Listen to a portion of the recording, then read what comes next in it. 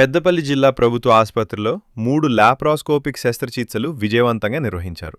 బొంపలికి చెందిన 30 ఏళ్ల మహిళ, మంచిర్యాలకు చెందిన 40 ఏళ్ల వ్యక్తికి గాల్ బ్లాడర్ నెక్లో రాళ్లు ఉండటంతో లాప్రాస్కోపిక్ కోలిసిస్టెక్టమీ శస్త్రచికిత్సలు చేశారు.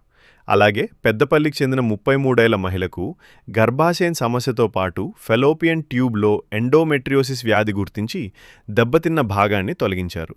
ఈ శస్త్రచికిత్సల్లో laparoscope surgeon doctor Amarsimhareddy, general surgeon doctor Sai Prasad, doctor Swathi, doctor రామమం, డాక్టర్ భవానీ పాల్గొన్నారు. వైద్య బృందాన్ని ఆసుపత్రి సూపరింటెండెంట్ డాక్టర్ కె శ్రీధర్ అభినందించారు.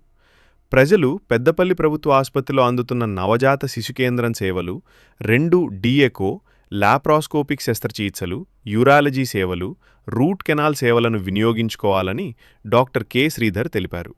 ఆసుపత్రిలో ఏవైనా సమస్యలు ఎదురైతే నర్సింగ్ సూపరింటెండెంట్, ఆర్ఎంఓ లేదా నేరుగా సూపరింటెండెంట్ను సంప్రదించాలని సూచించారు. ప్రభుత్వ ఆసుపత్రిలో అన్ని సేవలు ఉచితమని, ఎవరికి లంచం ఇవ్వవద్దని తెలిపారు.